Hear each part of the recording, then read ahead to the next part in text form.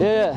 So why would people still follow them if the whole country, the ruling country, has said do not follow? Because there's ulama that, you know, they have ikhtilaf, differences, do you understand? And these differences, they define the ulama that can do ijtihad, which is like as in they have their own understanding. As long as it's done on adilla, evidences, they come to this evidence.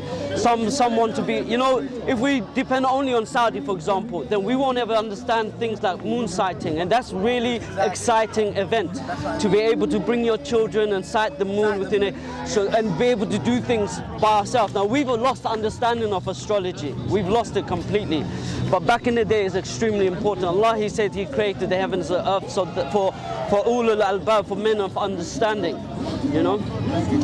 But there's a lot of stuff to be discussed about, yeah. One more question. This question is from one of my friends who's not Muslim, by the way. Yeah. He said, what's the proof that Quran is not going to change? I said, they prove that because we got Quran, people that memorized Quran from back in the years. He said, no, it didn't get changed, it got rephrased. No. See, this is, if you really want to convince him, this is a very long discussion, yeah? First of all, you have to ask him, yeah?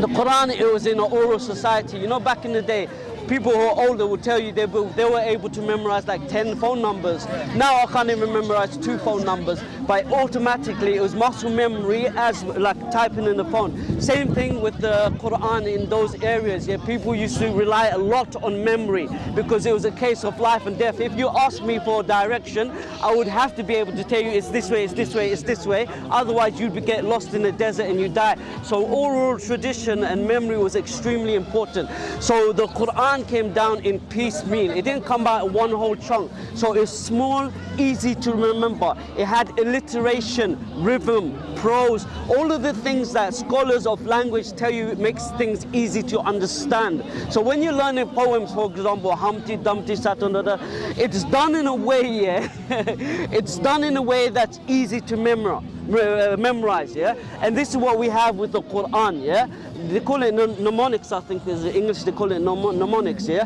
And so all of these little things like rhymes at the beginning, rhymes in the middle, or this and that, and the same amount of syllables here is the same amount of syllables there, and it's done in a way, Allah's made it easy for you to remember. Allah, He tells the Prophet Muhammad, do not move your tongue in haste. Verily it's for Allah, meaning to gather. And this is what Allah done from the huffaz, or the people who are hafid. Hafid means to protect.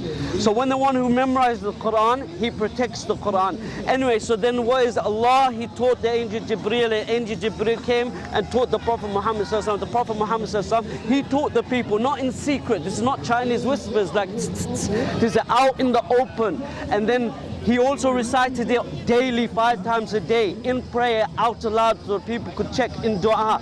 Every aspect of their life, yeah, was covered with Quran. So it wasn't something which is secret that was told like Chinese whispers from one person to another. It was done in the open. And there's so much statements of the Prophet ﷺ, like for example when it says, "Man kadhaba alayya," whoever who lies upon me, let him assume he's a short seat in the hellfire. So in one way, the Prophet Muhammad ﷺ from Allah is saying that if you lie or make something up, there's a punishment. But then he says, whoever who reads reads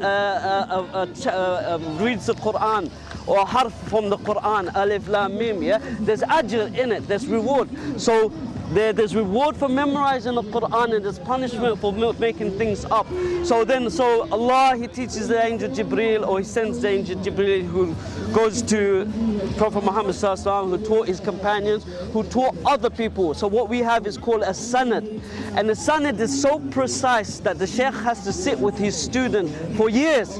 It's not like as in 1 month, 2 months, for years. And you have to get this sanad or ijazah from someone who is qualified, from someone who else was qualified, who goes back all the way to the Prophet Muhammad ﷺ. There's nothing like that in the Western world, this chain of transmission. So every piece of history you have in Western tradition is baseless. There isn't a base it goes back to. We don't know if Shakespeare, and there's actually arguments about this, what we have of Shakespeare, we don't know if it actually goes back to Shakespeare. Same with the Bible. We don't know who Matthew, Mark, Luke, and John is, or if it goes back to eyewitness. It's just simply there, and we have to deal with what's there. But the Quran, we can even use modern tools like schematics. stemmatics, yeah, to see if the stylometry, to see if the language in the Quran matches. So if it was from multiple authors, you'd be able to tell. For example, you know when you're writing on WhatsApp, there's something called predicted text. How does that work? It works by you writing and it memorizes your speech patterns, where you use punctuation, when you use conjunctions, how long your sentence is, what words you're dropping, you know what I mean, if it's slang or not. And then it predicts what you're going to write because it knows it's determined the authorship. What we have is something called stylometrics, yeah?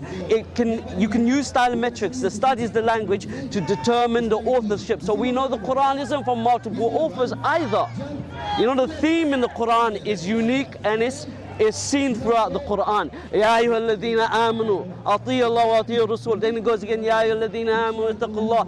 Again, the same rhythms, the same prose is consistent over 23 years of the life of Al-Mustafa, the Prophet Muhammad sallallahu alaihi wasallam. So anyway, there's more to be said. Like if you said hadith, that's even more complex and even that's very rigorous as well.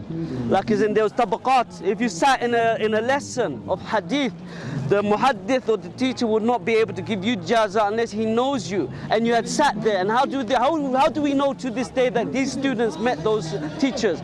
They wrote registers. You know when you go to school and they write register of all of the students, they say this one was present, that one is present. So we have in the books, like I learned from my scholar who learned from this scholar, etc. And this is the sitting that this was written in this lesson, and that lesson was written in this lesson, and this is who was there and present. So it's a rigorous process. You need to bring him here, and then we could try to explain to him. But it's much better than any other piece of history.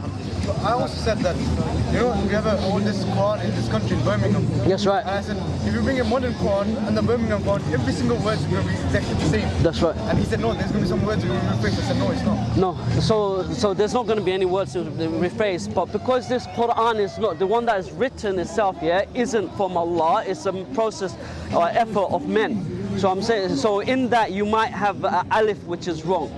You know, extra letter here is wrong, this and that, because it could be a student writing. Like one of the oldest Qurans has it in Surah Al-Baqarah. It says, "La taqulu Bismillah" or Bismillah.